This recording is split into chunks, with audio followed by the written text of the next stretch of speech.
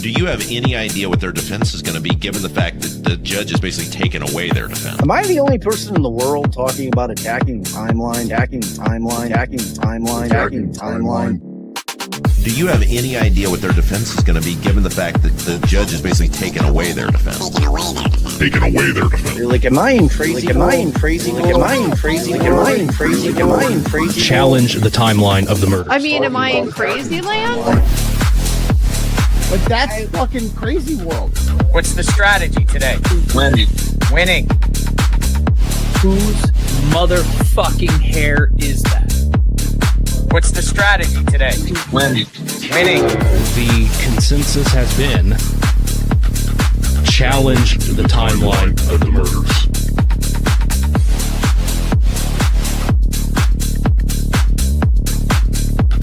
Challenge the timeline of the murders.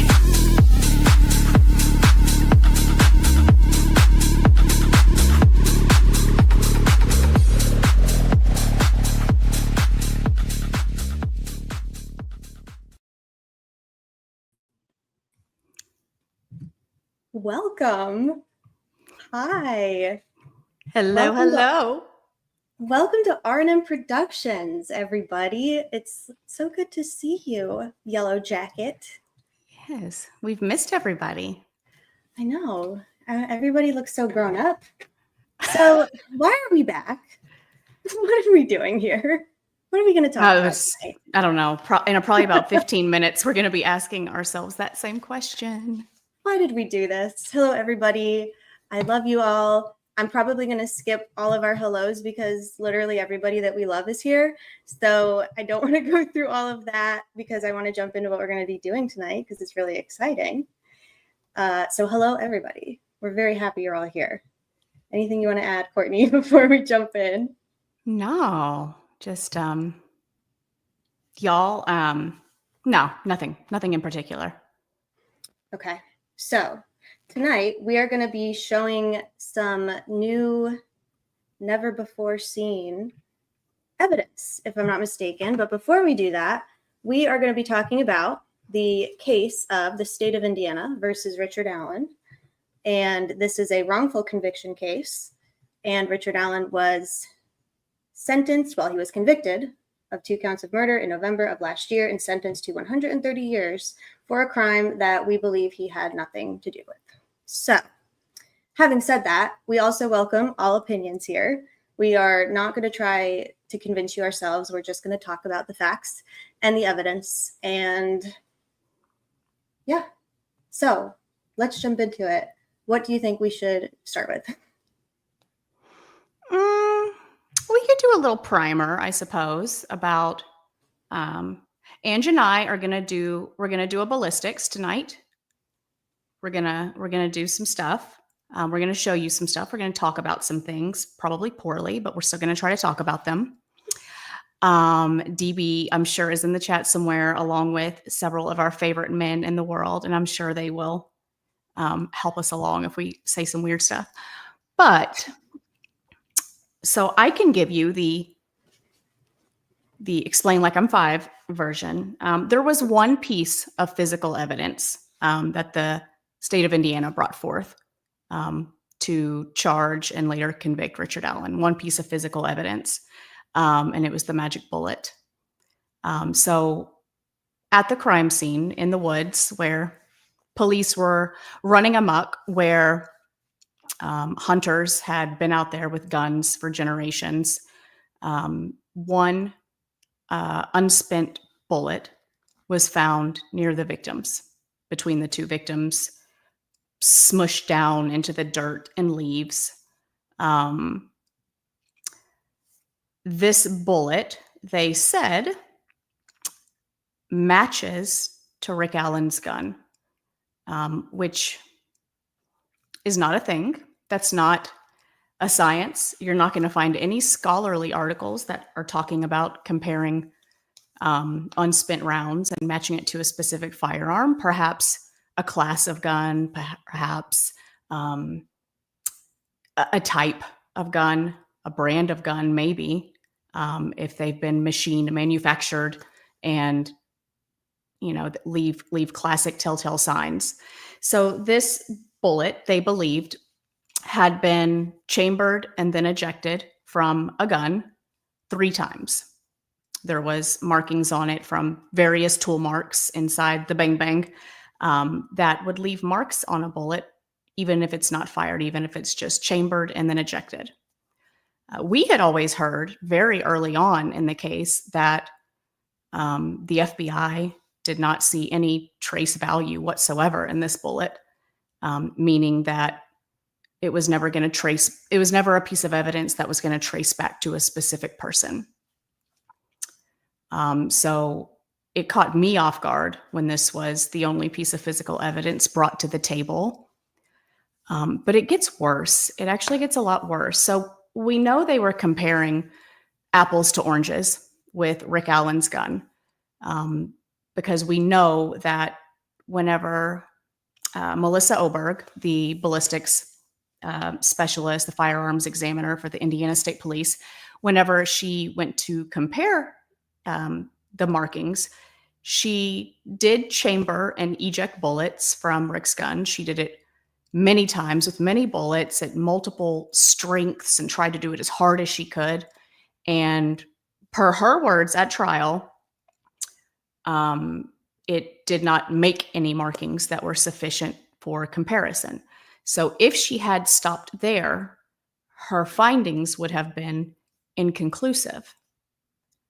And that might be a word you remember hearing, because all of the other guns that she tested throughout the investigation, she also found them to be inconclusive or can't be excluded, except for the stash of guns that were pulled out of water from the creek somewhere. And she could exclude those because they weren't even the right class or caliber. So got me thinking a lot. Why were those other guns she tested? And there wasn't very many. I think there was only 3 other guns before Rick's that were tested. There was. And does this mean 3 guns throughout the entirety of the 5-year-long investigation into the murders? That is my understanding. And that's what she testified to. And that's what was in her little PowerPoint presentation. So submission 1 was a Glock that belonged to Jim Maxwell. Submission 2 was a SIG 239, I think, that we know belonged to Brad Weber. Along with submission 2, there was also a Smith & Wesson. For some reason, I thought that also belonged to Brad Weber, but maybe not. It might have belonged to Ron Logan. It might have belonged to somebody else. I'm not sure. So submission 1 was a Glock. Submission 2 was a SIG, and a different kind of SIG than the one Rick had, and a Smith & Wesson. Submission 3 was a stash of rusty, crusty, like Young Guns revolvers and weird stuff that was fished out of the creek. Those were actually excluded because they weren't even the right class or caliber. And then submission 4 was Rick Allen's gun. So in 7 years, Rick's gun was the 4th owned gun that they tested. Nice. There was a question that was never asked at trial by the state or the defense. And they never asked, the defense never asked Miss Oberg if she tested all of the other guns in the same exact way that she tested Rick's gun. Meaning, did you try to chamber and eject them and not get a good result?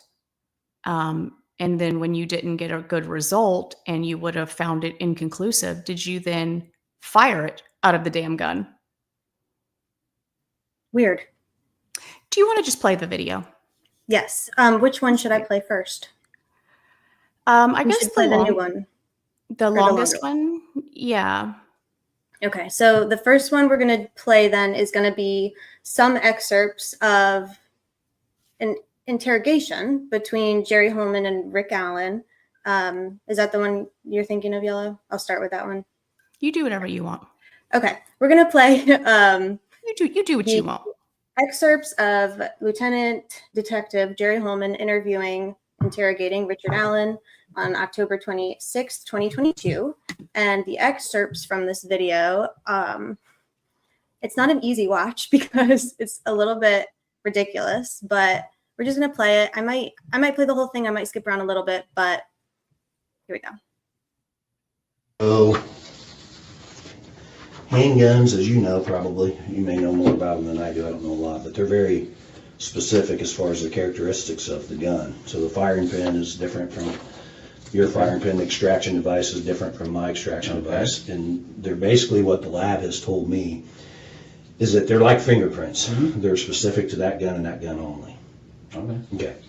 So we took your gun, your 40 cal SIG.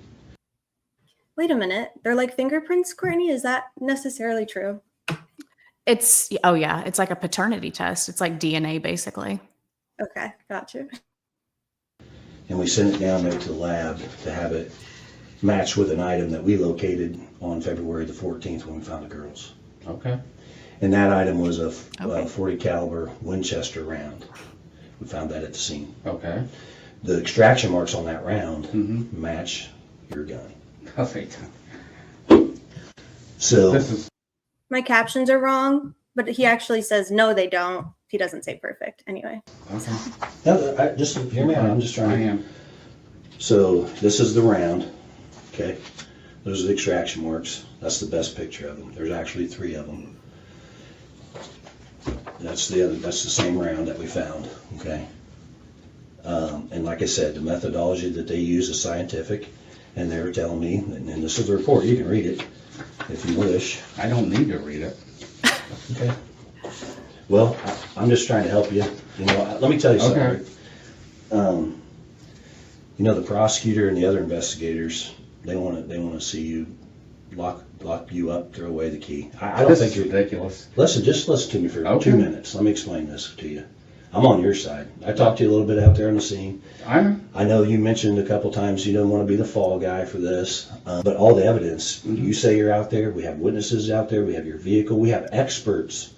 We have experts that say that's you on the video and that's your voice on the video. Okay. Experts, not me, because I'm not an expert. I got you. Okay, and now we have your round at the scene. Okay. Not on the bridge. You said you're on the bridge. I don't even know how my bullet would have gotten out there if that's my bullet. It's without a doubt that this is very scientific. How did that round get there, Rick? I don't know how the round got there. What I'm telling you is, if that is truly what you're saying it is, it's not my round. The scientific experts are saying, I got a report saying that round came from your gun. Okay. I'm not trying to trick you. I've drawn out what we have. Most of it. You assume it's the truth, and it's not. It has to be the truth. The scientists don't lie. The science doesn't lie. That's awesome. It's saying that round came from your gun. I don't understand all that. All I'm telling you is, there's a way that a round from my gun, the one that you took from my house, ended up next to a murder scene or anywhere else. I don't know where you got that bullet. If it came out of my gun. Right there. That's the round. Then it didn't come out of my gun. That round was collected. Then it didn't come out of my gun. Rick, that round was collected on the... Anything you want to say thus far? Then just keep it rolling. Just keep it rolling. 14th of February 2017. Okay. It's been in evidence ever since. Okay. All right, and we've compared other weapons to that. I understand what you're saying, but I can't explain it. And I don't think you realize the severity of this. You realize the death penalty is on the table for this? What I failed to tell you too is the witnesses saw a gun in your pocket. No, they didn't. You're saying you didn't have a gun? I'm saying I did not have a gun. When you were out there. Okay. And again, I tried to clarify this earlier. You and I both know I'm not a scientist, and you're not a scientist. But what the scientists are telling me is this extraction mark is like a fingerprint. It's unique to the gun. I told you that earlier. You understand that. It's not unique to that type of gun. It's unique to that specific gun. Just like your fingerprint. If I have a fingerprint, my fingerprint, your fingerprint, and I got a fingerprint at the scene, we match that fingerprint, it's significant to one person. Both fingerprints are alike. And what I'm telling you is there is no way that a bullet from my gun ended up at a murder scene. As we were told when we found that round, that it had 3 extraction marks on it. And without a doubt, they would be able to match that extraction mark to the gun. Not type of gun, Without a doubt. the gun.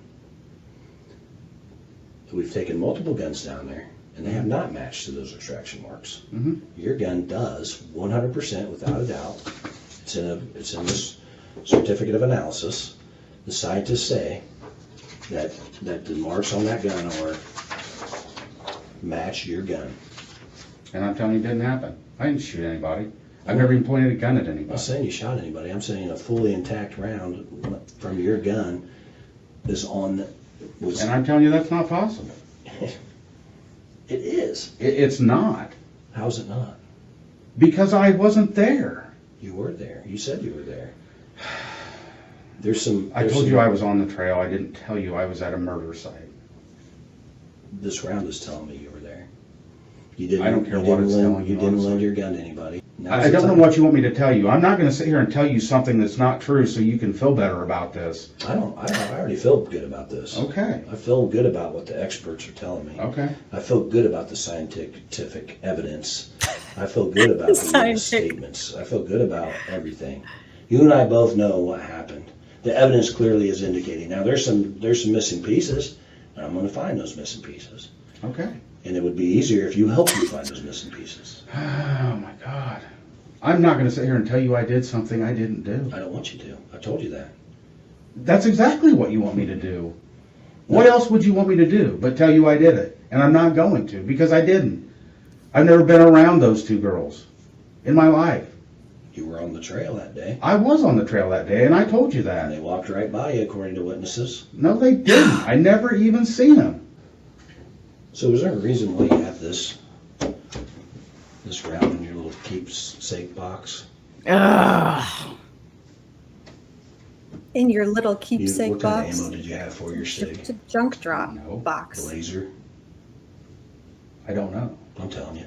At that time. At that time, you had Winchester. Okay. The round we found was Winchester.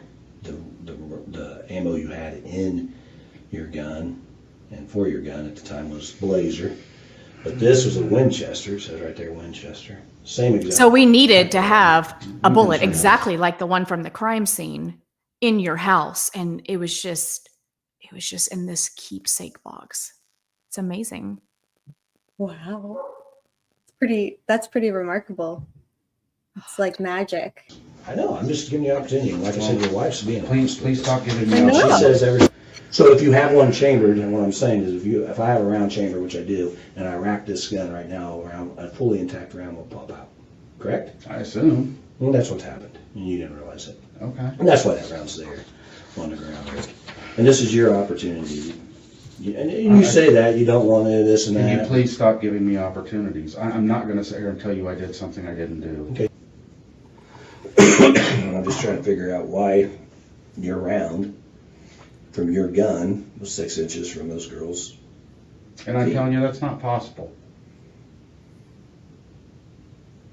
Do you believe in science? Do you believe in... I believe in science. I don't understand all of it. I don't either, but if a scientist, a certified analyst, is telling you that this round came from this gun, specifically this gun, not this type of gun. I get all that. I know what you're saying. And what I'm telling you is that bullet did not come from my gun if it was found at that murder scene or on the bridge or where, like, it didn't come from my gun is what I'm trying to tell you. And I'm trying to So it did, and they're telling me it did. So now I'm trying to figure out who had your gun, and you're saying nobody did 15, 16 times, and who had a round from your gun. Did anybody have your ammo? I don't know. You explain to me. You try to explain to me why. I'm not going to try to. Did that explain. subtitle just say Hamo? Did it say Hamo? I think the subtitle said Hamo. Was it Holman speaking? Yeah. Well, there you go. You do love ham. But it is. You believe in science. You believe in analysis. You believe that our lab That round's been in storage since the 14th of 2017. I am telling you, Wrong. involved in this whole thing did not come from my gun. And I'm telling you, you're lying. Okay. Because I have evidence that it is. You got out there if you're when you said you carry it. Because you're going to be out. Oh, wait. I didn't have my gun that day. Trail. This is an evidentiary, but it's my favorite part. I didn't have my gun that day. Ever. Any day. You ever remember racking your gun on that trail? No, I don't. Well, I'm just trying to figure out how I got there. When you said you carry it when you're mushroom hunting and fishing, and obviously I know when mushrooms grow, and I know probably I missed you could it. go be fishing in February. Why would you I'm not going to go back, but it's when he's like, mushrooms don't grow in February, right? And Holman's like, obviously I know when mushrooms grow. Come on. carry your gun if you're out mushroom hunting? Just because you're going to be out in the boondocks, you just never know who you're going to run into. Personal protection. Okay. Or snakes or something like that, I guess. I probably wouldn't shoot a snake. You wouldn't? No. I would. Well, I hate it's your snakes. choice. All right. I'm not saying I like them.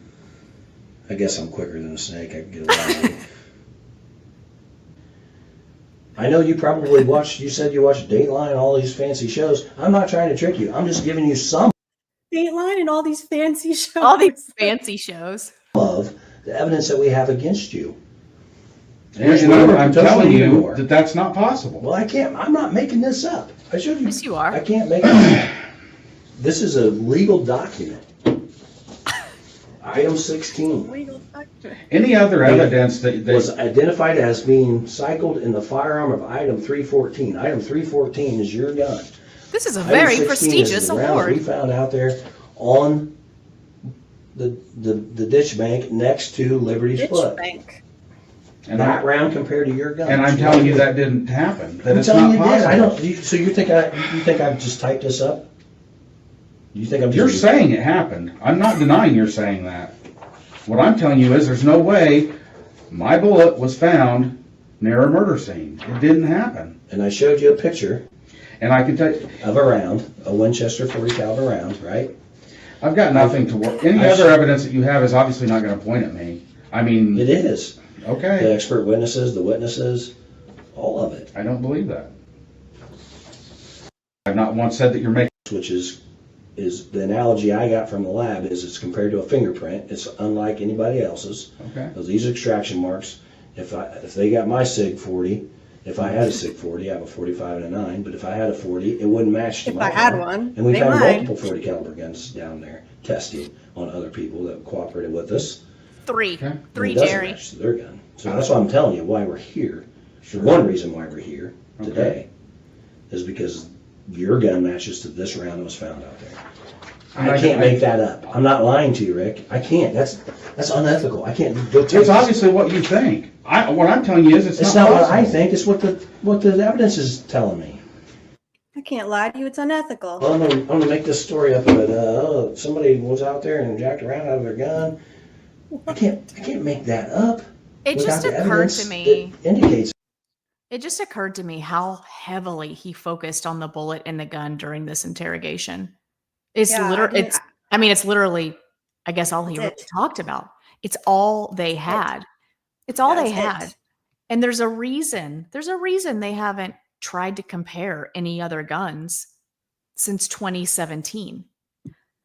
Submissions 1, 2, and 3 before Rick number 4 were all sent into the lab in 2017, not too long after the murders. I think the last one was, hold on, I'll tell you.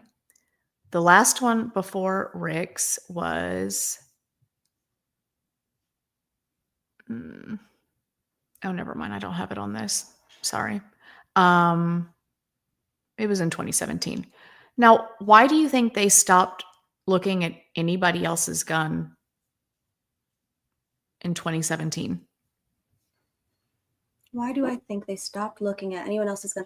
I mean, I imagine if because they were inconclusive, right? So maybe they determined that this test was not really Yeah, like mean, we're never like working? this Yeah. doesn't have trace value, just like we always heard. This is never Right. going. I mean, it might be like an added part. Like there was a 40 caliber bullet out there, and this person owns a 40 caliber gun and carries it with them everywhere. I mean, maybe you could connect those dots, but I think they just stopped doing that because it was pointless. Right. But They were it's like, this is all not working. they had. It's literally all they had. I mean, everything in the probable cause affidavit was absurd and fabricated and twisted and embellished. And this was like basically, like I think if the defense would have known what they probably know now, back when they were filing 4 motions for Frank's hearings, this probably would have been included in that. Right. Yeah. Okay, go on. Yeah. Yeah. And I mean, I didn't realize how much he talked about the bullet and the test and how scientific it is until I was like, I'll just go through and clip just the parts where he talks about it. And it's the Without entire, a doubt, 100%. the entire thing. Did they say anything to you about this round and about your gun the day they talked to you a couple weeks ago? No? No, because we didn't know. Okay. And then we collected all the evidence that we thought would match the evidence that we have and run the test on it. And the test says, ding. And what I'm telling you is, and I guess I You can't deny this. What I'm I telling know you what you're is, telling me. You're telling me that your gun and that round was nowhere near. And I'm telling you that the evidence indicates it is.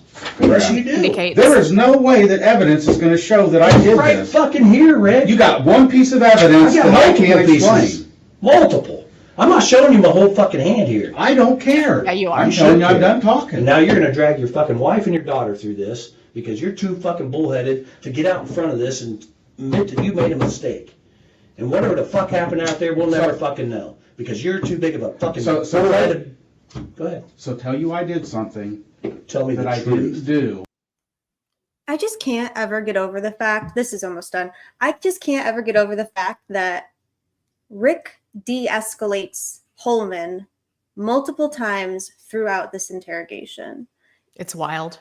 It's absolutely wild and disturbing. And yeah, it's just wild. The truth, Rick. I don't want I've to know told you the truth and you don't want to hear it. The evidence tells me otherwise. The evidence clearly indicates you're involved in this. No, I it said this- doesn't. It fucking does. It doesn't.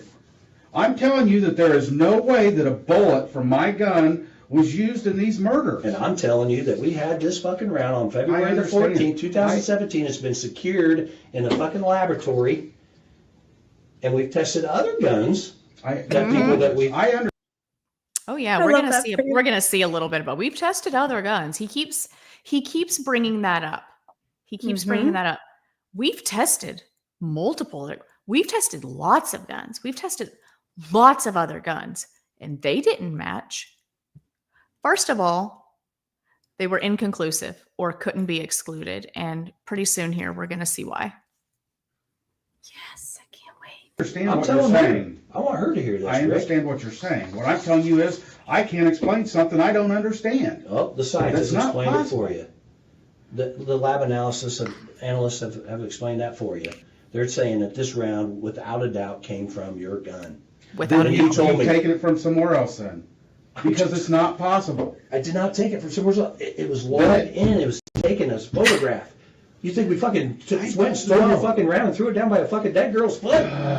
Yes. This ain't fucking TV. This is realistic. I understand. We collected that fucking item on February the 14th. We didn't take it from anywhere else but that fucking scene. And we didn't take your gun from anywhere else. We took it from your fucking house. I'm telling you I can't explain something. And I'm telling you, the fucking analysts explain it. You can't get past this. Can you please let my wife out? Absolutely. Come on, Kathy. I love you, baby. This is realistic. Yeah, kiss her. The scientific, thing, Kathy. Tell them to do the right scientific. She knows I will. Yeah, do the right thing. You're going to put your family through this for no reason. What? What? What? He's such a punk. He walks in the door. What? Like, really? I would have laughed in his face if he walked back in. Would. My wife. Yeah. What am I You doing? want to here? fuck with me, but you leave my wife out of this. Fuck, leave me out of it. No, you're involved in this. No. You're fucking rounds there, Rick. No, Well, I it's can see not. you're getting pissed off. I I understand. was pissed off. Did you not see my wife? Did you not see these fucking two girls dead? No, that's what happened. You got fucking pissed off at them. You fucking dragged them down a fucking hill, and you fucking killed them. Don't fucking tell me you didn't. I didn't kill anyone. Bullshit. Fucking upset for a reason, not Because you guys are trying to because of kill you. somebody. You're trying to tell me that I'm not making this fucking round shit up, Rick. It is what it is. I'm done talking. Arrest me. Happy to. Be fucking happy to, because I tried to fucking help you and you wouldn't fucking do it. Oh, you're helping me. I'm guilty and I know it, and I'm gonna fucking prove it. Okay. And I'm not paying for any of this shit. You're paying. This is on you. This ain't on me. It's fucking on you, Rick. You had your fucking opportunity. Voice trail like you had Man. your fucking opportunity. I hate. Sure I gets mad. It's so triggering. That whole clip where he just starts screaming is so triggering. I don't love it. I don't love that clip, but I'm glad we had a little refresher on that because I would have been Nah. breathing heavy and pushing back, and like I would have been in his face right back, or crying, or I don't know how I would have been reacting, but I would have been so much more not self-controlled than Rick was. he was yeah. I don't know how he handled that. Are we ready now? So what are we about to watch? So when Jerry keeps talking about how they've tested so many other guns, at bare minimum, the way I would envision that going, at least, you know, most of the way, would be probably somewhat like Rick's did. I would expect these other guns to be at the ISP Ballistics laboratory, right? I would expect Missy, the person doing the analysis, to be personally performing the tests, chambering and ejecting the bullets, or at least supervising one of her assistants that is doing it.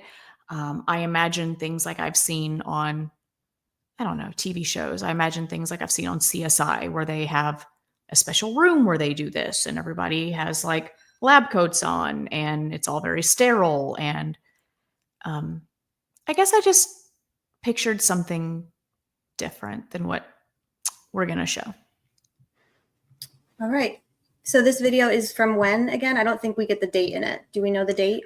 This would have been, I think, about February 27th. I think it was about, yeah, it was definitely like that week. Yeah. Okay. Here we go. Let's do it. Reporter. All right, Special Agent Richard E. Davies and Task Force Officer Indiana State Trooper Roa. We are going to cycle 5 rounds of Winchester ammunition through a 6-hour pistol. I'm loading up 5 rounds of Winchester law enforcement ammunition. I blurred out like social security numbers and stuff. That's why. Full transparency. That's the only thing that is edited about this, because Miko asked why. That is why. I meant to say that first. Everything else, here we go.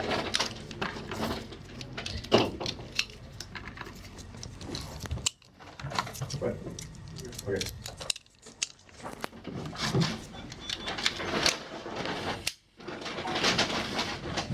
Got a dude safe down here in a corner.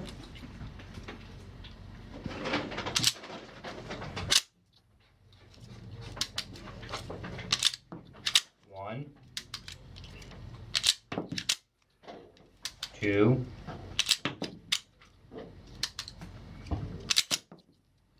3, 4, 5. Rounds were extracted.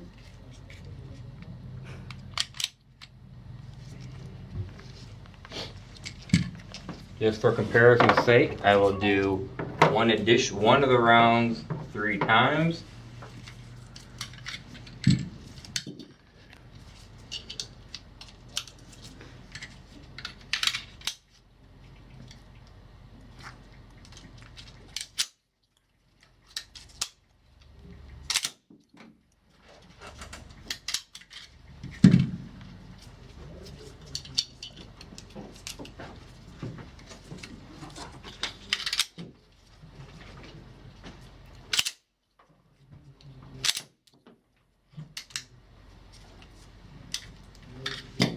11 safe. Show the serial number one last time.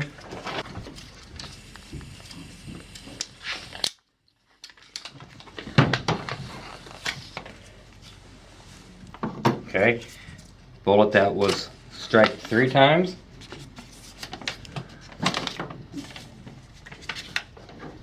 One time. One X.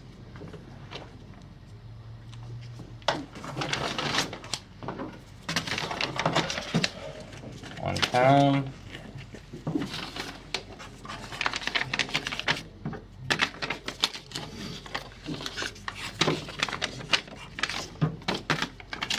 And one time. And that's the end of the video. Thank you. Okay, let's go over here You want to to a envelope wall. Rich? What? You want to envelope each one? I think we, yeah, might as well.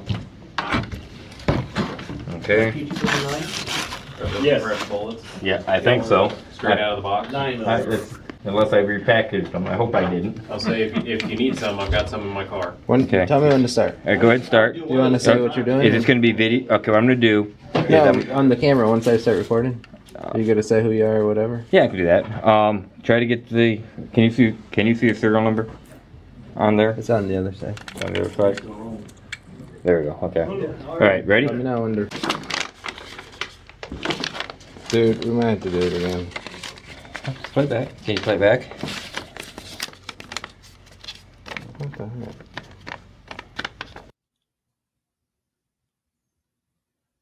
How's everybody feeling about that?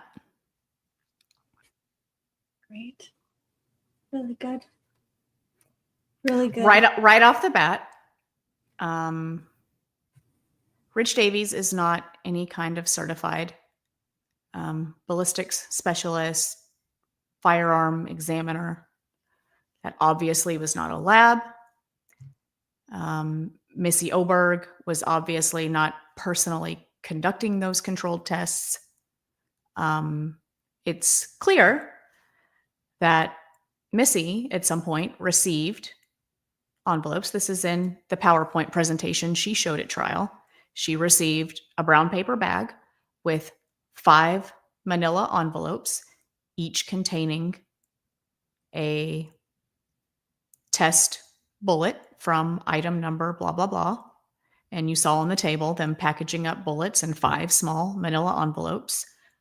So all of this stuff was sent to her. She doesn't really know where it came from. Was this proper protocol? Is this how just in an imaginary world where comparing unspent rounds to unspent rounds is a thing, and this is a real science that's been used in trials all over the country, which it absolutely has not, and plenty of research and experts have written scholarly papers on this type of thing, which they absolutely have not, in just some imaginary world where this is a thing. Was this the proper protocol to do it? Squatting down on the carpet in the trailer or the break room or wherever they were next to their water bottles and briefcases and Cheetos? This feels fucking weird. And then I thought,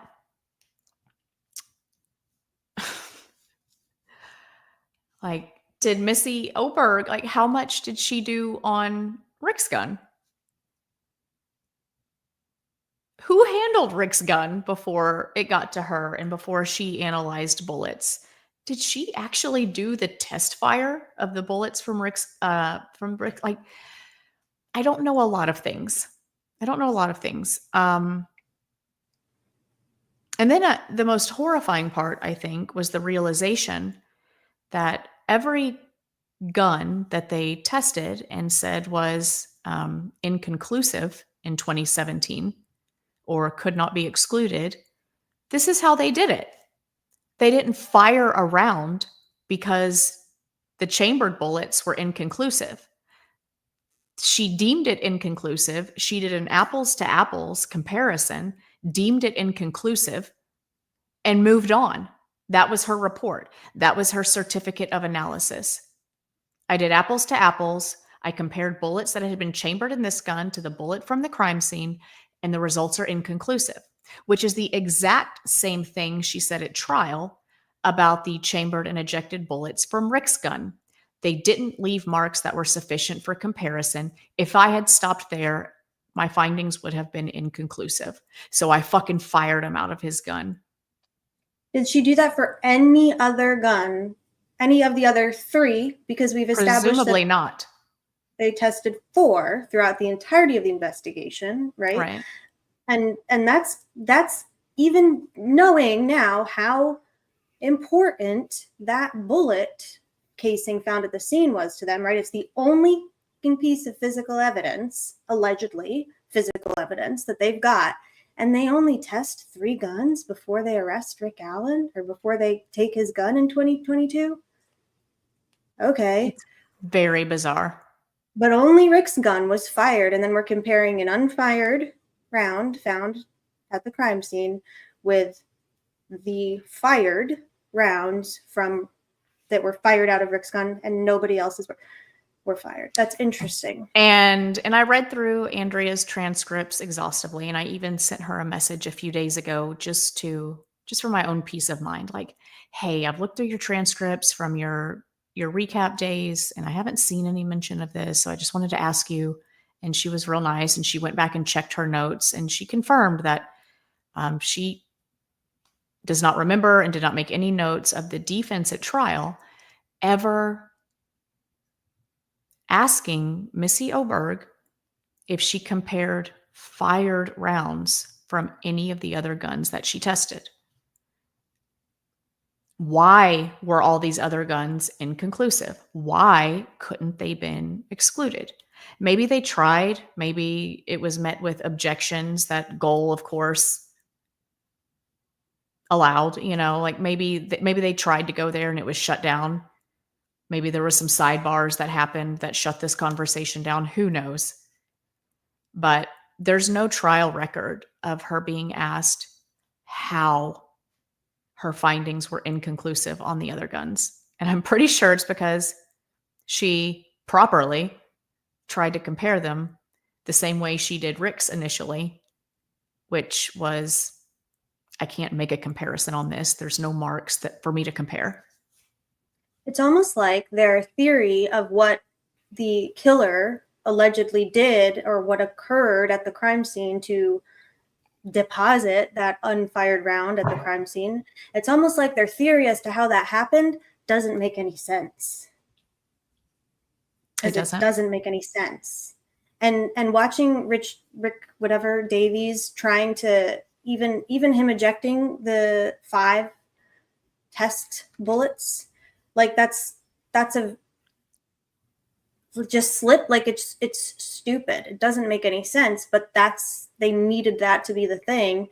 And then when they couldn't get anything to match, they needed to make it match. So they invented a brand new ballistics test is basically what Melissa Oberg Never Been Wrong did. Right. Okay. Did you have any slide? Didn't you make some things for us? It kind of just corroborates what we've been talking about. It was some clips from, you don't have to pull it up. It was nothing. It was kind of more just for if you want to pull up the one, if you want to pull up the one, I don't know what it's labeled, but it's the one that has the 4 pictures with the yellow text. Mm-hmm. Yes. It just kind of, it's just kind of a visual representation of what I was just talking about. I like these. We're going to show them. These are awesome. Share screen.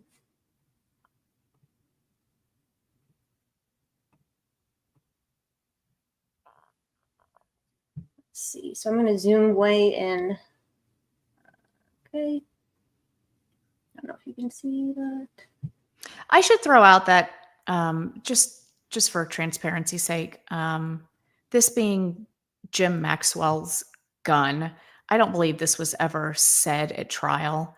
I had actually reached out to a Maxwell family member probably 2 years ago, just asking a few questions, not trying to be too nosy or demand the search warrant, which I would still love. But so the very first, sorry, I always assume people know exactly what I'm talking about. The very first search warrant executed in this case was on February 16th. And it was at the home of Mr. James, he goes by Jim Maxwell, and his wife. And they're a Delphi generational family. They've been there forever. Everybody knows them. I think it was really surprising. People kind of assumed in the beginning it was focused on Jim's son, Logan Maxwell, because I believe Tara German had put some stuff on Facebook about, oh, Libby's been talking to this kid, or this kid's a creep. We saw him when we were out searching. I don't know. She said something about him. And so everybody always assumed that this search was focused on the son, like the teenage son, Logan Maxwell.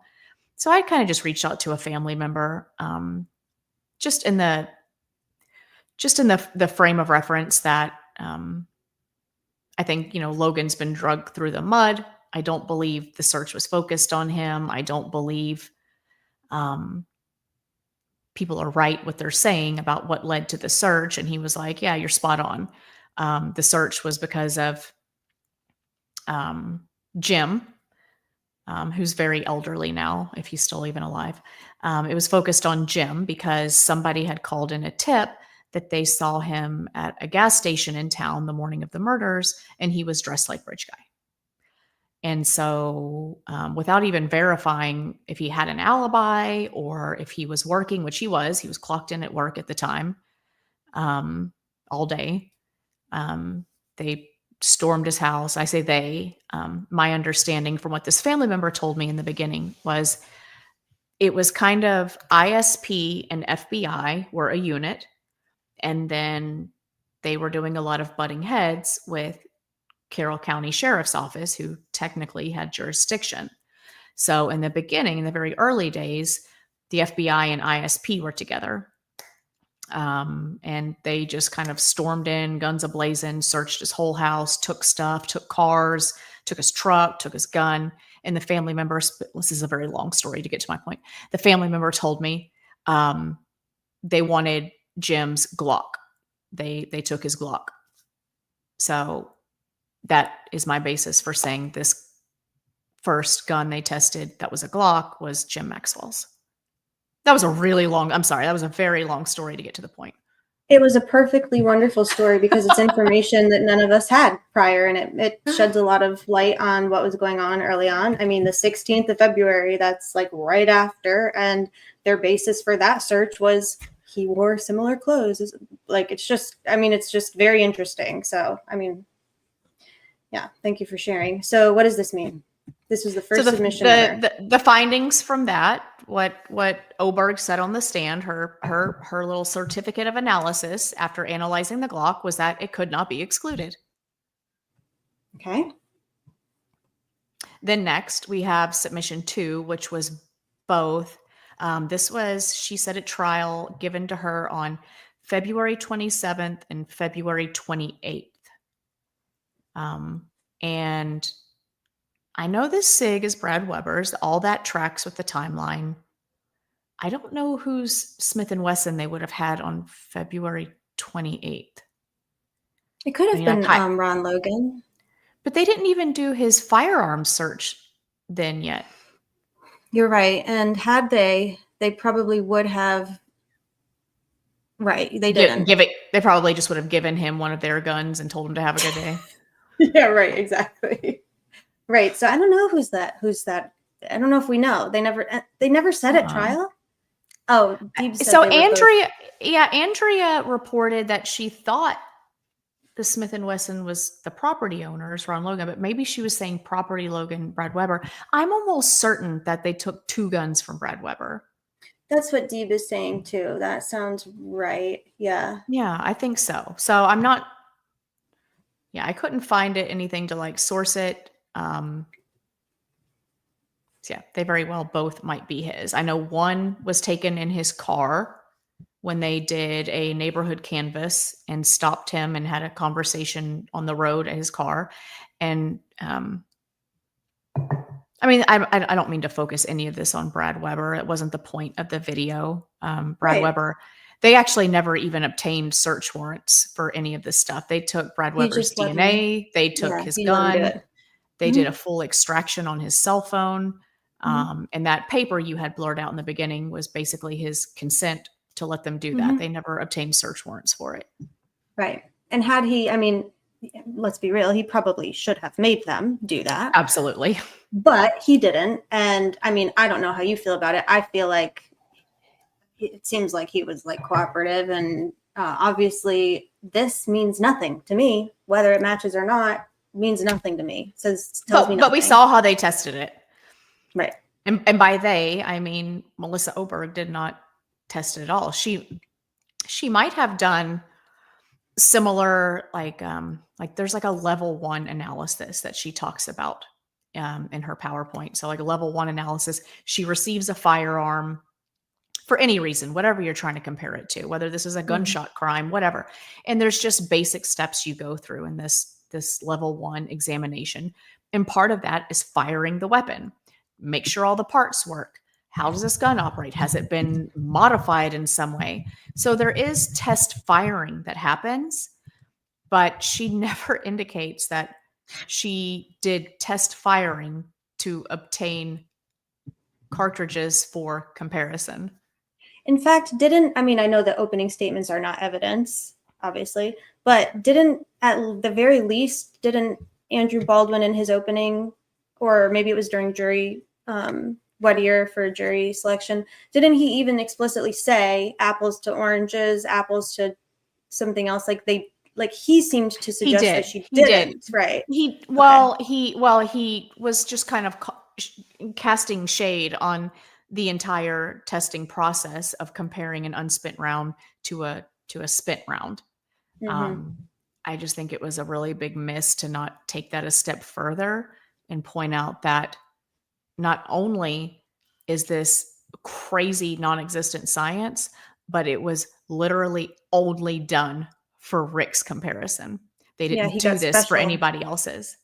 This was a fabricated test method. I mean, you have zero, you have zero things to compare it to because you didn't even try this. It would be like finding a puzzle piece out in the wild, a piece of a puzzle. We just need that one piece of the puzzle. It'd be like finding one puzzle piece out in the wild and like deciding this is the puzzle that it goes with. I know this is the puzzle that it goes with.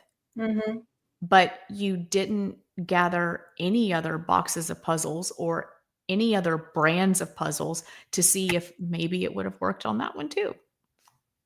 Because it probably would have worked on many. Because this isn't a thing. Yeah. This is not a reliable thing. Someone made a comment earlier that I don't think I think that this convolutedness of the different, there was a Smith & Wesson and there's a P226 and there's a Glock and then there's a Winchester firearm and there's a hollow point and there's a Blazer and there's all of these things. And it all gets kind of mixed in and thrown together. The box of ammunition that is sitting on this table. I knew it. I was waiting for it. If I'm not mistaken, law enforcement ammunition. It's law. So why are they testing Smith? I'm sorry. It was a Winchester round. Okay.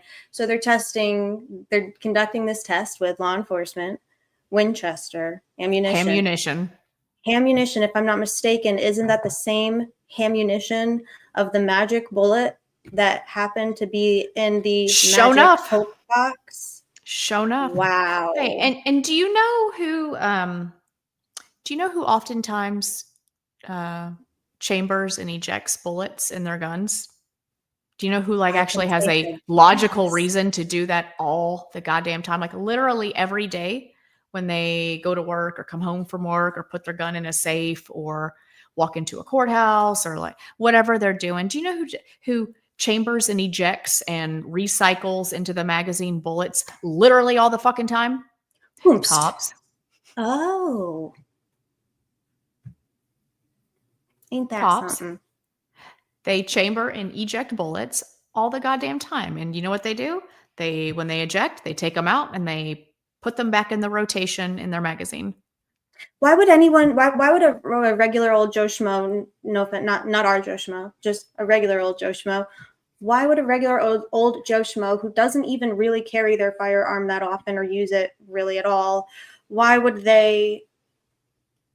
Why would They that wouldn't. belong to? Right. The bullet at the crime scene had been chambered and ejected 3 times, That's wild. which is literally why they thought it was a law enforcement bullet that had been dropped, something. Mm-hmm. At least once every shift, our guys had to, when locking their guns outside of the jail. Once a shift. How many cops' weapons were tested, Courtney? I'm going to go with 0. And as an extra kicker, they did not even test a single other gun that was the same make and model as Rick's gun. So they tested a Glock 22, a Smith & Wesson 40, a SIG, what was it, P239, and then Rick's was a P226. Let's see. He does say what kind. At the All right, beginning. Special Agent Richard E. Davies and Task Force Officer Indiana State Trooper Roa. We are going to cycle 5 rounds of Winchester ammunition through a 6-hour pistol. I'm loading up. I guess it doesn't matter what kind. It's Yeah, just a no, simple round. and that is something that the defense called out at trial. They did call that out.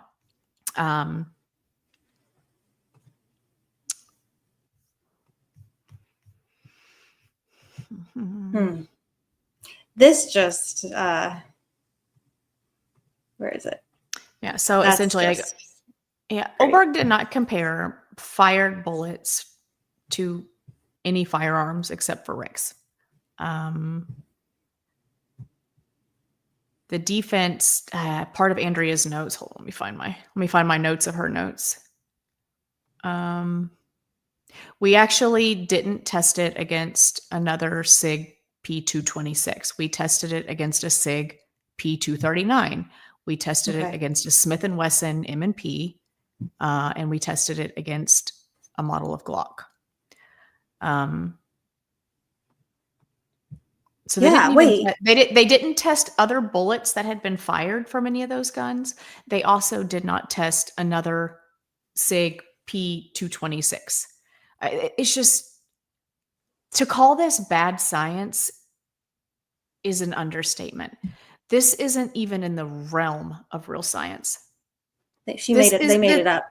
This isn't even a debatable subjective science. It's not a fucking science at all. Right. It's not any kind of science. Right. She made it up. And This then is she a sat great there. point. She doesn't go even work in ballistics anymore. In April of 2023, a couple of months after her stupid ass got Rick arrested and charged with this crime based on her certificate of analysis, a few months after that happened, she left the laboratory ballistics state police world altogether. And now she's a data analyst for a completely unrelated field. Why? I don't know. Interesting. It is interesting. So you said this just hit me like a ton of bricks. Why did they need Rick's? Why did they need his gun? Why couldn't they just do his test in the trailer like they did all of the other tests? Why did they need to take his gun? So they took the other guns, right? We know that. They cycled it through. Well, I think they did test fire all the other guns. That's kind of just part of the exam. They just make sure, like, well, she did say that. She said they did test firing, like a regular analysis of these other guns. Oh, for that whatever. Don't. I mean, I can't say for sure. I mean, I can say that. I can say that for the one we watched the video about. That's documented. Okay.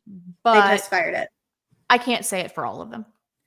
But they didn't compare the test fired bullet that we know of to the No. found one. No, that's why they were all inconclusive. That's why she said on the stand, just chambering Rick's, there wasn't any marks sufficient for comparison. Rosie asked her, if you stopped there, what were your findings? And she said they would have been inconclusive. But I thought, I would just try to fire them and see if that made a difference, because it's the same thing and they make the same marks. There's just more pressure when you fire it. So they just make better marks. That's great. That's fucking great. The marks made on the bullet at the scene weren't made by firing. So if you're matching it to the same exact gun, you should be able to replicate it just by chambering it. Correct. Am I crazy? This is crazy. This You're is in crazy world. insane. Yep. And this is it. This is their only this is the only piece of forensic evidence that they had, because everything else that Jerry Holman said in that interrogation to Rick Allen was literally made up and a lie. It's a proven lie at this point. No fingerprints, no DNA, no computer, cell phone No evidence witnesses connecting him. even. No witnesses. In fact, their witnesses they brought describe a totally different species of a person they saw. And the jury just didn't give a fuck. Isn't it wild that he's like, I think our habeas crankius was spot on when he said, it doesn't matter who was in that chair. It doesn't matter who was in that chair or what they had on him. This crime was so horrific and so emotionally charged. Anybody who was in the wrong chair was going to be convicted. No jury was going to be like feel good about themselves and walk away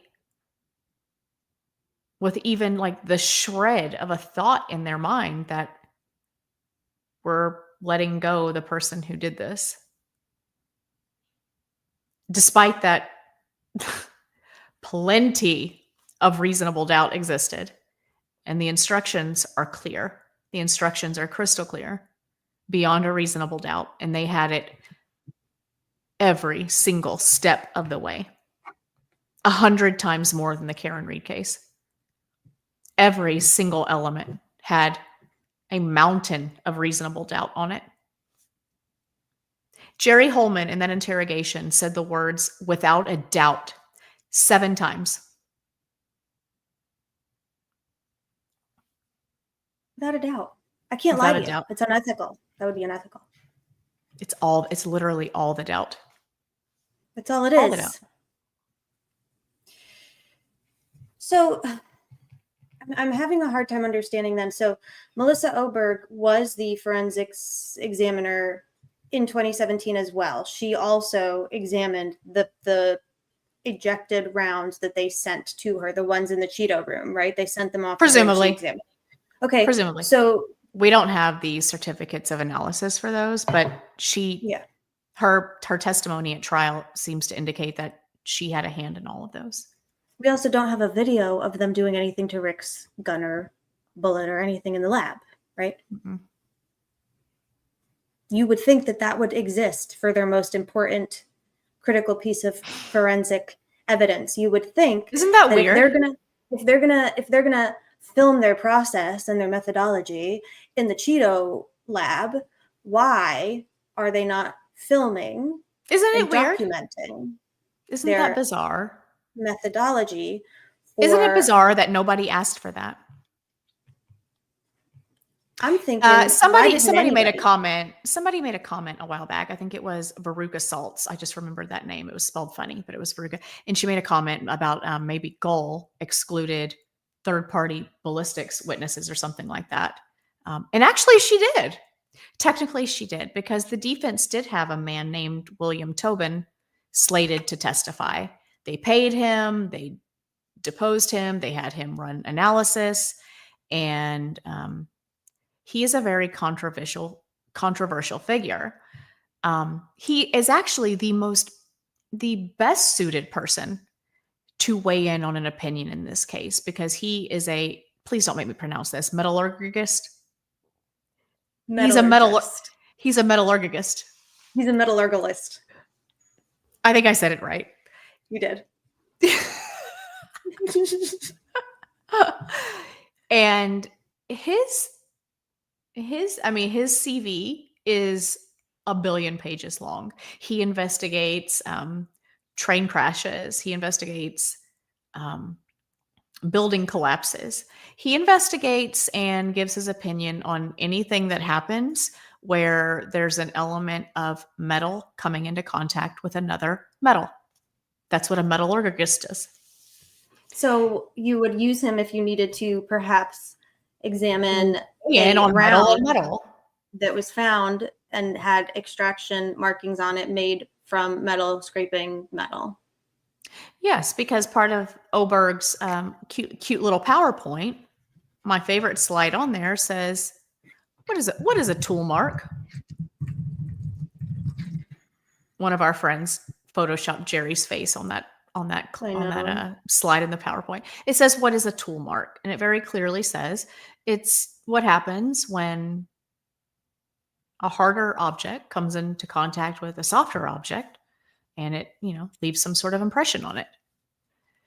So William Tobin is literally the godfather of how metal reacts when it hits another metal. You know what's interesting? And Judge Gold did exclude him from being able to testify. She said he's not qualified because he's not a firearms examiner. Who the fuck cares? Hey, a gun wasn't shot. Thank you. Next. Here's a question, Courtney. Didn't Missy Oberg say that she's never been wrong? Yeah, I think so. Something like that. So then why do I have a case in 2019 where William Tobin and Melissa Oberg are both testifying in a murder case? I forgot about this. This is fantastic. And William Tobin spanks her little butt. Defense expert William Tobin, whoops. Damn it. A retired supervisory special agent with the FBI Lab's Metallurgy Division was shown the same photos by the defense attorney. He said he had no idea whether the marks that Oberg pointed out were indicative that the bullets were fired from the long-barreled handgun. He said part of the problem with firearms identification is a fallacy of presumption that the surfaces on the bullets are unique. He also challenged the process as 100% subjective and said that results can't be repeated or reproduced in firearms examinations. Literally, we know this because Melissa Oberg could not repeat or replicate or reproduce what they'd said occurred to produce that unfired round. She couldn't do it. It's insane. Is there any science? Is there any science to back up Melissa Oberg's opinion? William Tobin says, no. And guess what happened in this case? The jury believed Tobin over Oberg, and this man was acquitted. So no wonder they didn't want William Tobin testifying against the big ol' Oberg. Like no wonder. The big ol' Oberg. The big ol' Oberg versus the Toberg. No wonder. Not William Toberg. Oh no! If Teresa was here, we'd be looking at Brad Weber's toes right about now, and I'd be screaming. William Toberg. Not the Toberg. Not the big old Toberg. The big old the big old Toberg. Okay. Oh my god. So she's wrong about never being wrong. And not only is she wrong about never being wrong, Melissa Oberg and William Tobin have danced once before at a murder trial. She did her little shdoopty-doopty. And that was in a case where she's comparing a found shell casings, right, with other fired ones. And he still spanked her ass. He still spanked her. The jury still believed him over her. Can you imagine? So then Nicholas McNicholas came in. Let's see, when did trial start? The 13th? October 18th was so October 14th was jury selection, and the 18th was, I believe, the opening scene. So Nicholas McFuckface came in on September 27th, 2 weeks before trial got underway, and had a motion in limine regarding a defense witness. Do you want to send it to me? I can pull it up, or no? Yeah. Let me see. You might as well. Or you can put it in the folder, either way. Copy link. The folder is called Realistic. Oh, here, I just put it in a DM. Perfect. You can find it. Just find it. It's somewhere in there. I got her. All right. Share screen. This is so fascinating. My goodness. And just so insulting. So insulting. And anything Nicholas asks for, Goal's like, oh yeah, totally legit. Totally. So, yeah, spoiler alert, she did exclude this witness from coming to trial. This guy's CV is insane. And nobody is more qualified to give an opinion on what happens when a bullet is not fired, but just comes into contact with the metal pieces inside of a firearm and then gets spit back out than this guy. Did she ever grant them a hearing outside the presence of the jury where Mr. Tobin could testify, or did she just outright grant? She just outright read Nick's motion and granted it. He literally says until a hearing can be held outside the Nick himself is like concedes to a hearing, and she doesn't even. The defense responded immediately. They said, like, here's all the reasons why he's entirely more qualified than they also Miss wanted a Oberg. hearing.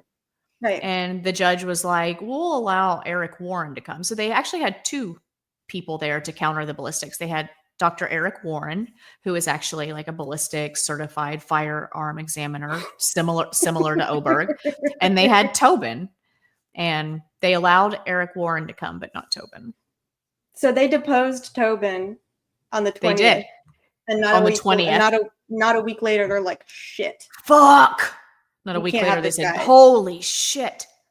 We can't have this guy come in for the defense. We got to get him out.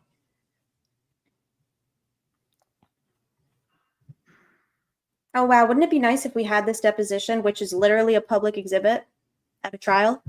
We could read it.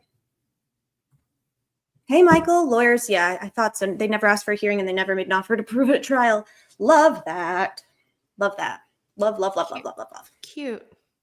Okay. So in his deposition, Tobin testified. He's been recognized as an expert. It's always been as a forensic metallurgist. I still think you're saying it wrong. No, because I've gotten spanked by cranks and friends. I think it's metallurgist. Oh, you're right. It is metallurgist. Metallurgist. He's reviewed some of the reports of the Melissa Oberg. Although he's not reviewed all of them, he has what he typically needs to be able to opine about the methodology. Dude, he literally saw the reports and laughed his ass off. He didn't need to examine anything. He was like, put me in, coach. Okay, put me in, coach. I'm ready. He just reviewed the reports and what was documented and was like, that's all I need, buddies. Guys, that's all I need. Throw me in. I'm ready to go right now. Unbelievable. Can you imagine? Is this a public what his link testimony court? would have been like? Yeah, I think that's from my Delphi Docs drive. Okay, if anyone wants to read it on their own. Mr. Tobin's not an expert in the field of firearms examination. Well, good. That's a good thing because there was no fucking firearm fired in this crime. Holy which means shit. that your firearms test and examination is, in fact, irrelevant. Irrelevant. All we are talking about is what happens when metal hits metal. We're not talking about an explosion. We weren't talking about an explosion until Missy Misdemeanor Oberg decided to make one. Mr. Toman. Why can't I say Tobin? Mr. Tobin's expected testimony will be that all firearms examiners, including Oberg and Warren, follow a flawed methodology and that their opinions are not scientifically reliable. Yeah.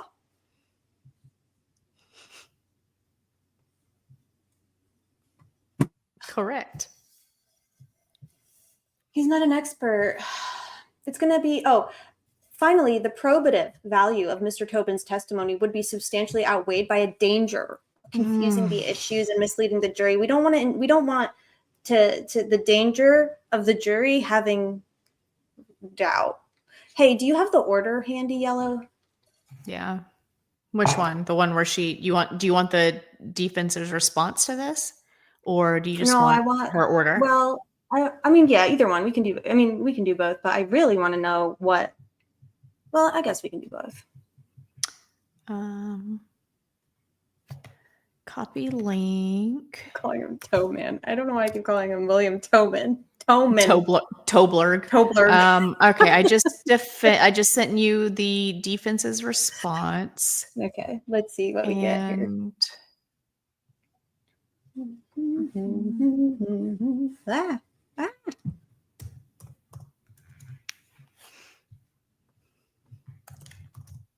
Can you hear me typing? Is it Yes, still I loud? like it. I like it. I love it. Insert GIF of what's his name? Family Guy? Yeah, the dude. Peter. The dude. Okay. Comes now, Mr. Rosie.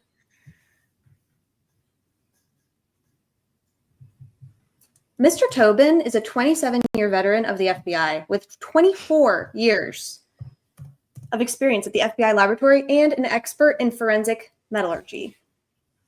Indiana Rules of Evidence 702 provides that an individual may be qualified as an expert and testify to matters so long as it helps the trier of fact understand the evidence or determine the fact at issue. Mr. Tobin's expertise and testimony will assist the trier of fact in judging the credibility of the processes and protocols used in the discipline of firearms identification for the following reasons. Bachelor's degree in metallurgy. I did not know that was a thing. Me either. Intimately connected with the process of tool mark identification. Not firearms examination, tool mark identification, which is the entire basis of their physical evidence. Statistics, which is also pertinent to the process through which firearms examiners draw conclusions, unless you're Missy Oberg, and then you just go with vibes. Mr. Tobin was previously employed with the FBI for 27 years, having worked in the FBI laboratories, an expert in forensic metallurgy for 24 years. It's an expertise part and parcel to the skill of tool mark identification. He has testified as an expert witness on more than 200 occasions in courtrooms throughout the U.S. His work and opinions were recently cited in the case of Arbuckle versus State. The High Court in Maryland ultimately vacated Arbuckle's convictions and remanded the case for a new trial. Oh, well, that's going to convince her to let him testify. I mean, it's a great argument, but obviously she doesn't want him to testify. The court's decision was driven in part by the defense's assertion that the underlying process of firearms identification is flawed, all of which was supported by Mr. Tobin's testimony. The state examiner, Melissa Oberg, is nothing more than a lab technician. Anyone with a high school degree could do the same. Oof. Yeah. The state of Indiana references Dr. Warren, who's an expert firearms identification. He's been retained by the defense. The state, in its motion in limine, attempts to compare Dr. Warren's expertise with that of Ms. Oberg by pointing out the two of them are both members of AFTE. The comparison stops there. Dr. Warren has a PhD in biological sciences, and he's a current AFTE board member.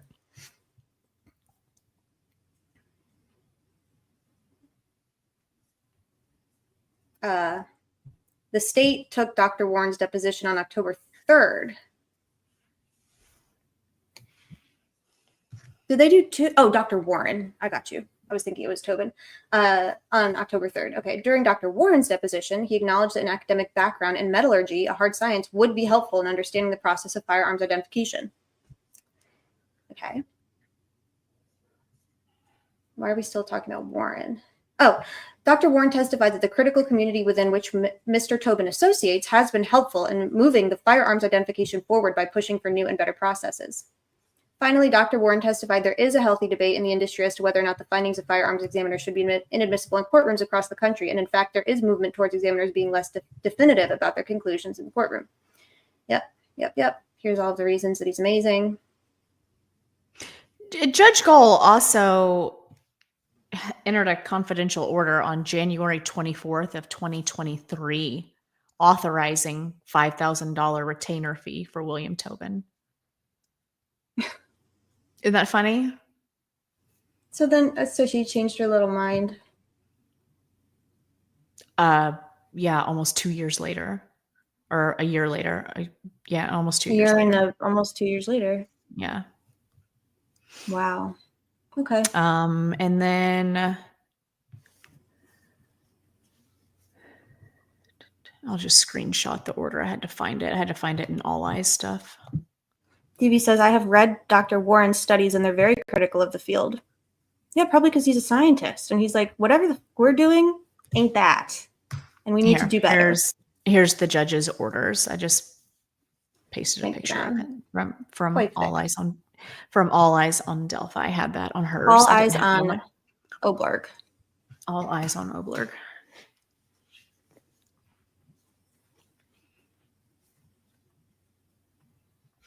Perfect.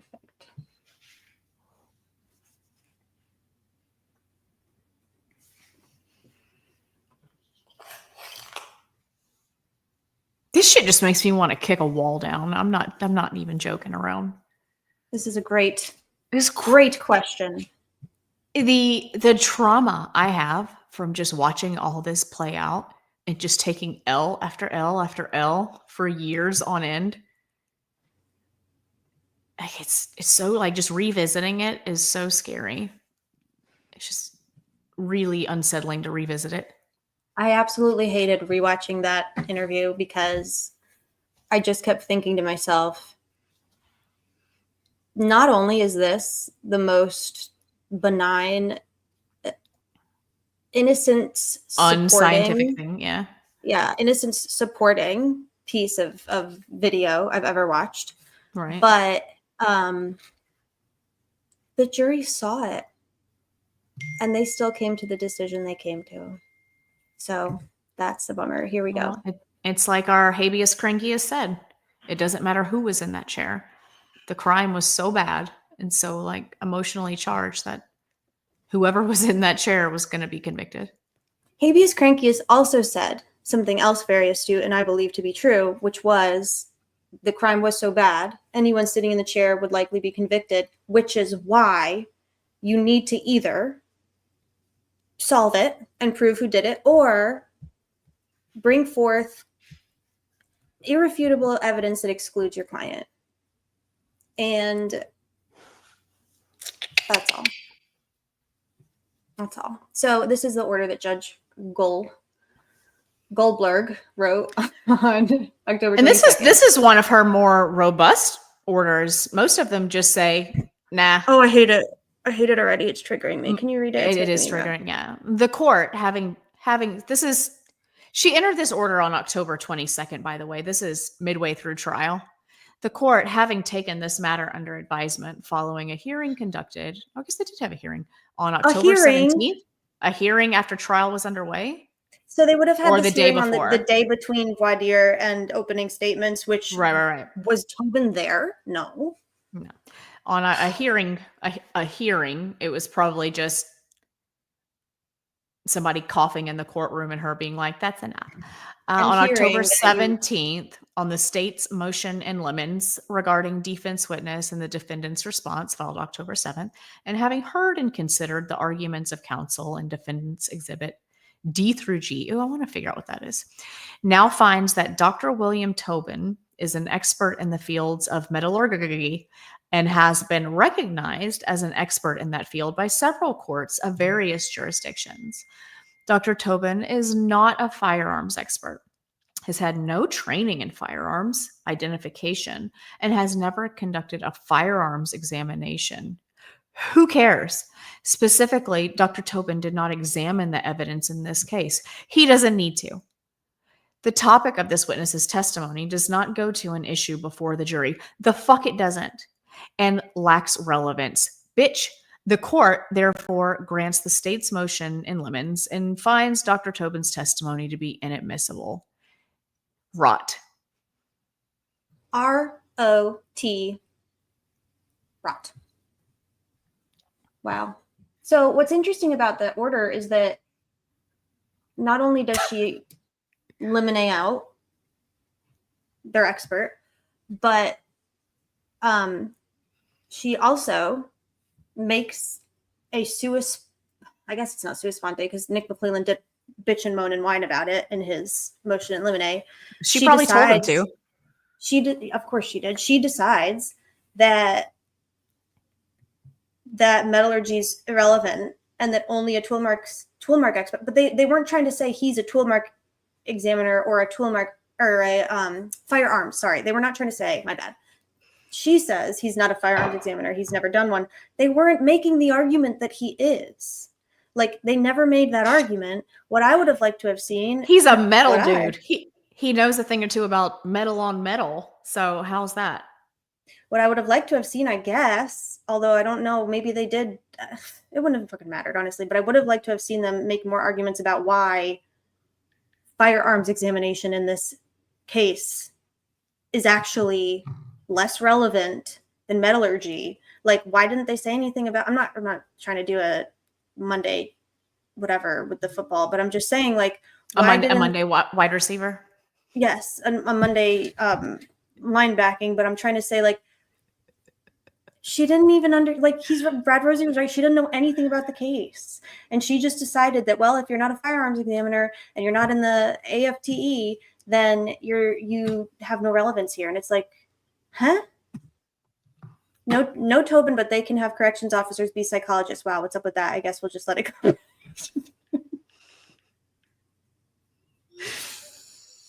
Monday murder quarterback. Thank you, Lindsay. Monday murder. Monday murder. Monday murder. Oh my God. We're right back in the swing of it. There are several cases that have proven this to be junk science. Isn't there? 100% Death Valley Tiger. 100%. Yeah.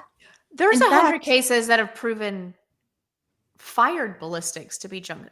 There's just nothing out there. There's nothing out there for comparing a fired bullet to an unfired bullet.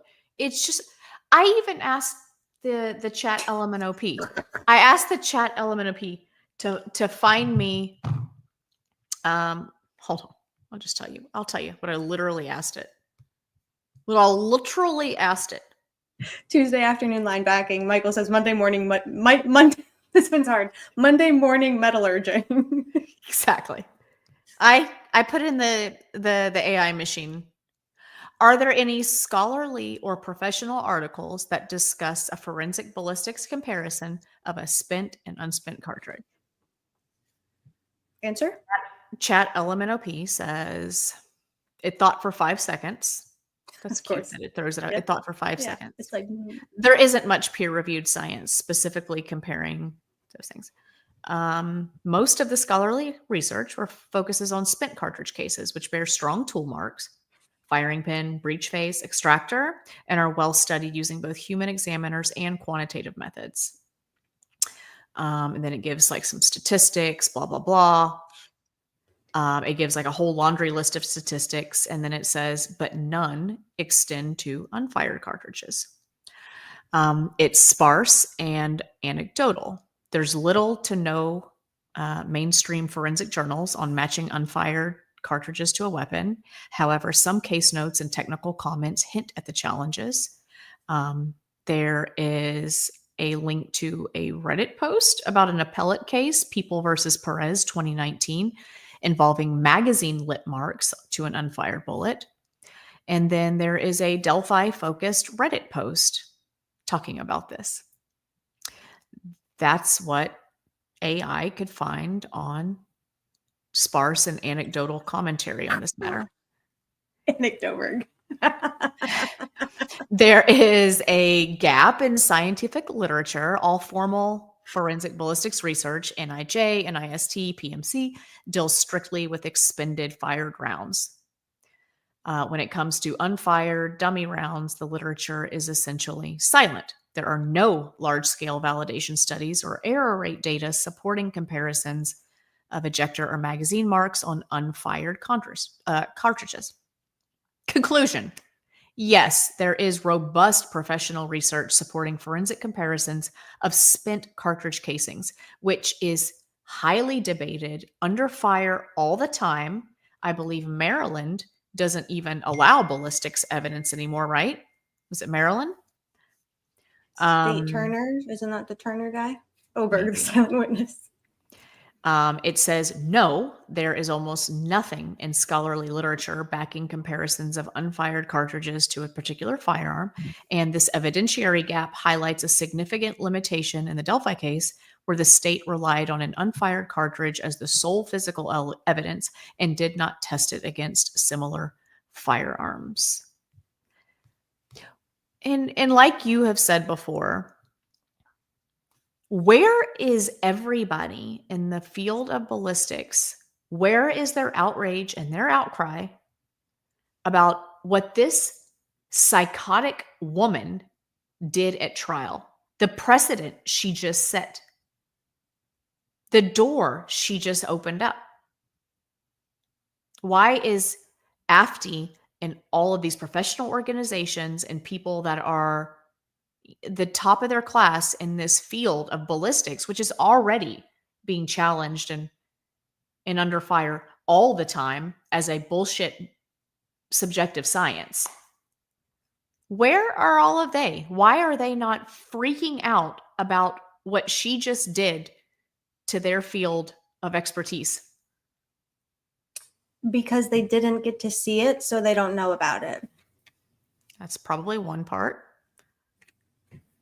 But they had to be watching. Like, this had to be, like, if you're in that field and you're a firearms examiner and you're an expert witness and you're in, like, you're even a lab analyst in Nebraska that does ballistics, like, anybody who's in this field, this would have been really big news to them. At the time the probable cause affidavit came out and you saw this in there, you would have been like, holy crap, is this a thing? Are we doing this now? Has anybody ever done this? You would have talked to everybody you know about it. Like, in your little niche field of work and study, whether you're an expert witness or just, you know, a state lab analyst in wherever. I mean, this was relevant news. You would have heard about it. You would have talked about it. You would have had thoughts on it. And a man got friggin' convicted with this as the only piece of physical evidence. Yeah, where are they? I don't know. What are the repercussions of this? How many other people will this happen to now? Well, what's also quite interesting to me is, if we are to believe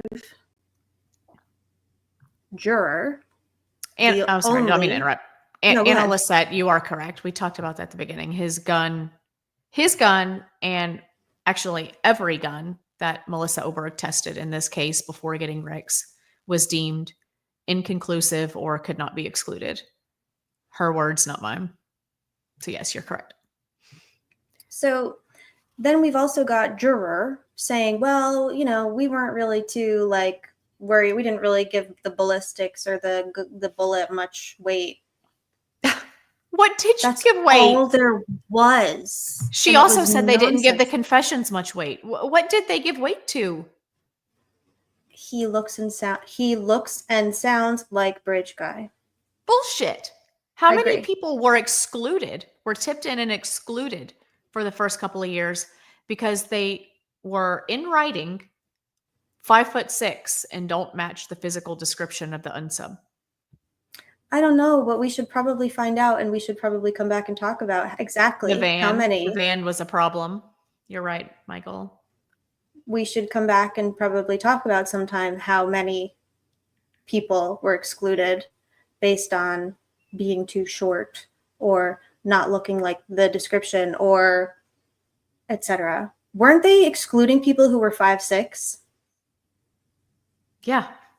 2 inches taller than Rick.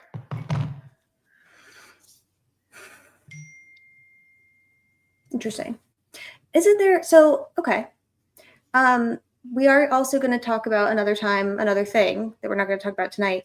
But how early on did they know? Like, didn't they know quite early on, maybe like May 2017, somehow exactly what kind of gun they were looking for or something? Didn't we remember seeing that somewhere?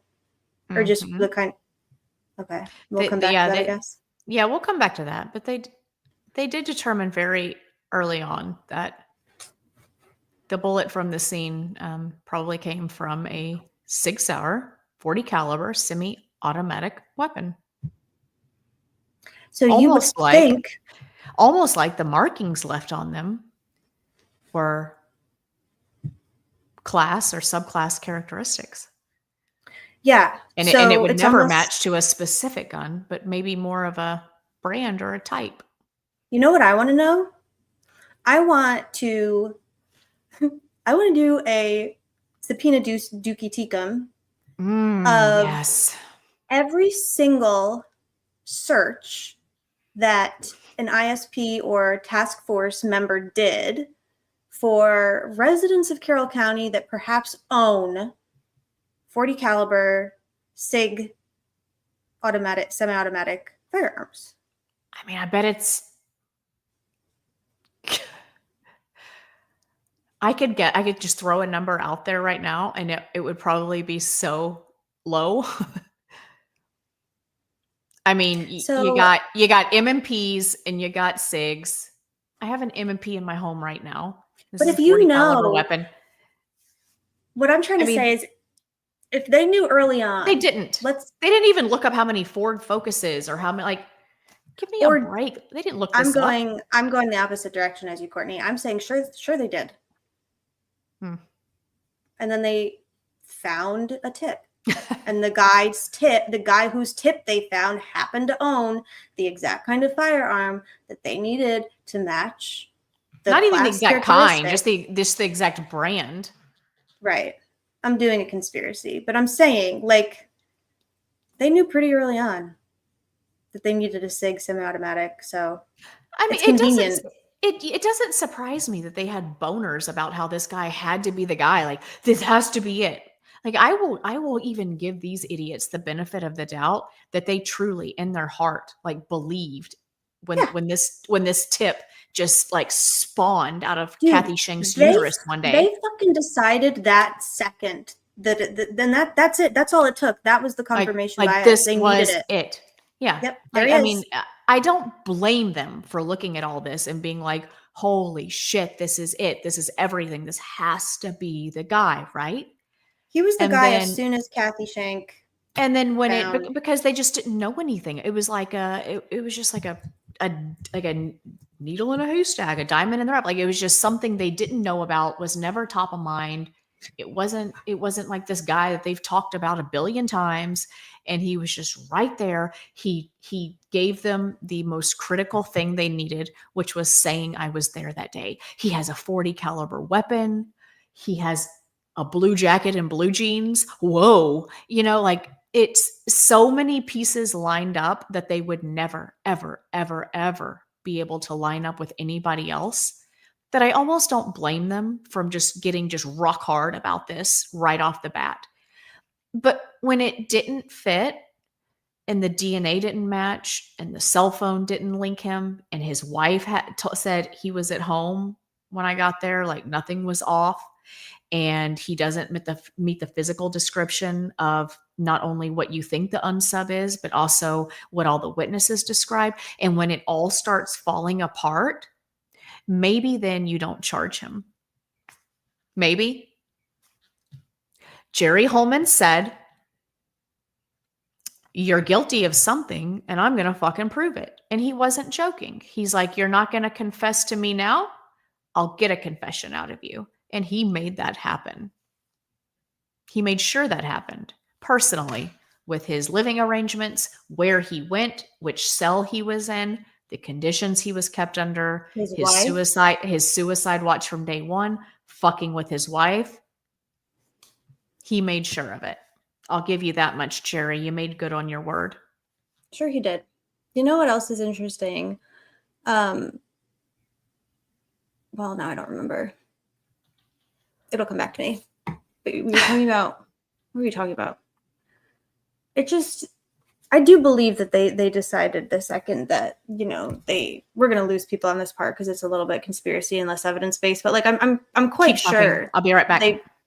They absolutely decided almost immediately. I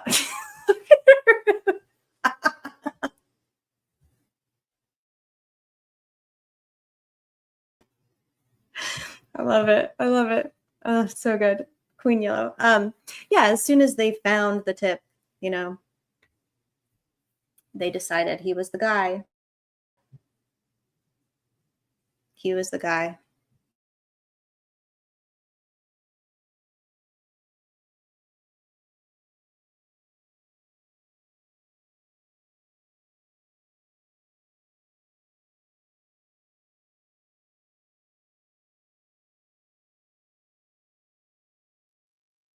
Oops. I did a bing bong. I'm back. Did we ever find out what Nick spent money on at a pawn shop? No, we didn't. That's a great question, Lindsay. I'm gonna have to go. I'll pull back up I made like a post, I think, on Twitter. Oops, can you hear me? Am I gone? Am I back?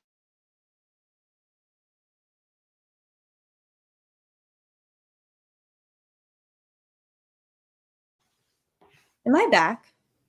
I hear you. I see you. Okay. I do know that we found, oh God, why did my light so bright? I do know that we found pictures of that pawn shop, and God, stop. I like it. You look beautiful. It's like blinding. And that pawn shop had they had guns there. That pawn shop sold guns. Yeah, it had a bunch of weird shit. Do you remember the name? You should pull it up, pull up the pictures of it. It had find it. I tweeted all about it. Really strange things. Ooh. Yeah. I'm pretty sure I could hear that. Your light cracking. Going, God. Okay. Where is it's worse. Okay. Did they sell ammo?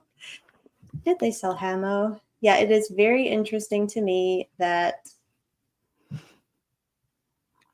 the exact type of ammunition that I don't even know. I can't. Here it is. Okay, we're going to share screen. We're going to do an inception. Oh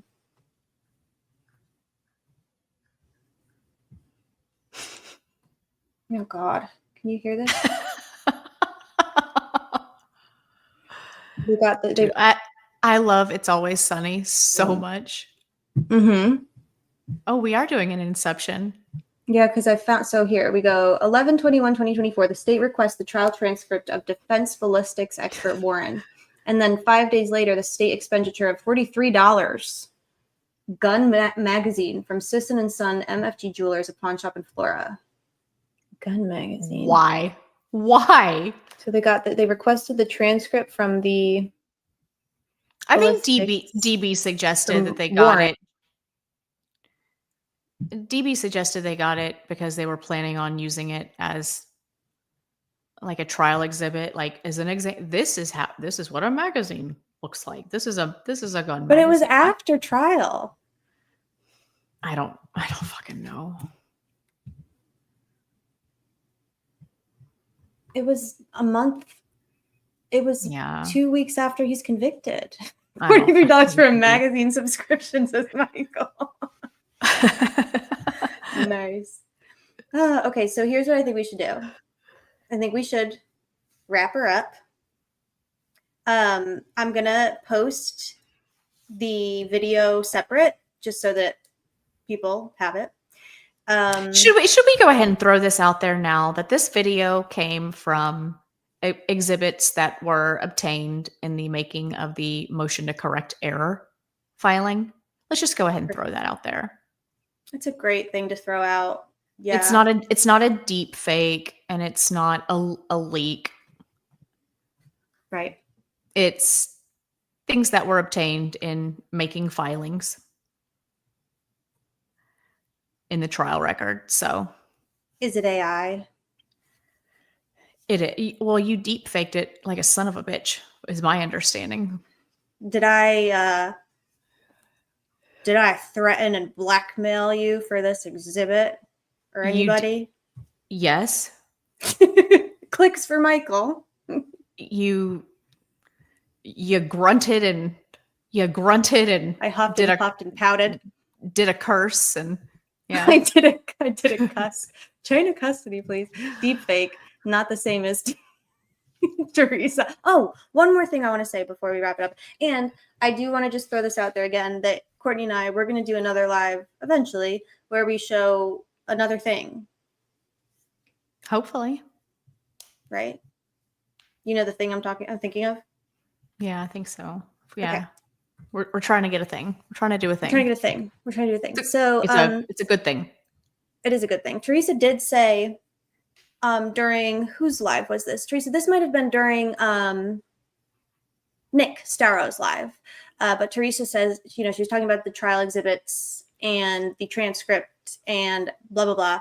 And she said something along the lines of, isn't it interesting that the only exhibits that we know are public that have been requested, well, not the only, but across the board, the court is not providing exhibits or fulfilling the request for public exhibits that have to do with anything to do with the video, the Bridge Guy video or voice, anything. What the fuck is going on? Or anybody ask Jody what her I want to put in her. Go ahead. Sorry, I interrupted. Go ahead. Finish. No, it's okay, because we're going to come back. I want you to freak out about this too. So nothing to do with the video or the voice or the exhibits for the video, which is a huge question that we have because we all know that we've seen the video that Libby took. Now, whether or we not saw the raw dog. We saw the raw dog. We saw and it got called a where it leak. came from. It wasn't a leak, but we just don't know what was shown at trial. But the question is not, is that the video? That's the video. Was that video shown at trial and represented as something else? We don't know. I don't think we'll so. never know probably because she's not providing exhibits. But the other thing they won't talk about or fulfill exhibits about is anything to do with Kathy Shank, Dan Doolin, or Rick Allen's tip at all. Nothing. And you know how I feel about that tip. I don't believe a fucking thing they say about it. Because it existed in a computer system since 2017. like that tip. I don't care if the name was wrong. The tip about this man being on the trail that day has lived in their magic database since 2017 in type. Kathy Shank had nothing to do with it. Somebody else entered it. It has lived there the whole time. And the handwritten note was just Doolin's follow-up, which has also existed in a file cabinet in Kathy's ass or whatever it was. The handwritten note would have been the basis for the electronic Orion tip. So it didn't even need to exist anymore. I mean, I'm glad it did exist. I'm glad that they kept their narratives, but where is it? But that lead sheet, which is what it was, a tip narrative sheet or whatever, would have gone to whomstever is entering data into Orion. And we know whoever's name is listed, they entered it because their name would still be there, right? So that person gets the paper sheet from Doolin, tippy-typies it into Orion, and there it is. That paper is irrelevant. Whatever's written on the paper is irrelevant. The tip lives in Orion. There's all kinds of misspellings in there. Right. It's a human being typing words into a database while she's talking to somebody on the phone. There is a billion names, addresses, regular words that we use in everyday language misspelled in there because that's what happened when people type stuff. Right. So their whole story is nonsensical. And what else is interesting is that they say that tip was found again on the 20-something of September. But if I'm not mistaken, there's entries for that tip way earlier by Miss Shank. She's full of shit. She absolutely saw that tip before because her name's attached. Everybody did. Real officers that were working there at the time this happened remember his name. They said it was called in over the thing. Hey, somebody needs to follow up with this guy. He said he was there that day. This name was not a shock or a surprise to anybody. Like, he was fucking cleared, just like his folder said. I believe a lot more will be revealed. Yes. That's what I think. And man, it'd be nice for all the public exhibits to be out, wouldn't it? All of them. I mean, all of them. Yep. So One day. one day, y'all. I hope y'all enjoyed this little video. I hope it was revealing. It was very revealing. Thank you, Courtney Yellow Jacket, our queen. Questions, comments, concerns. I don't know. You can leave them in comments and be nice about it. Oh, subscribe. I never ask people to subscribe. Please subscribe. And, do a like and then unsubscribe and a report and a ban and all the things. And then resubscribe and share it around. Focused and informative. So I love y'all. We'll be back soon. Thank you for tuning in. And I will post this Cheetos Rich Davies video for us to scream about later on. Thanks, guys. Bye, guys.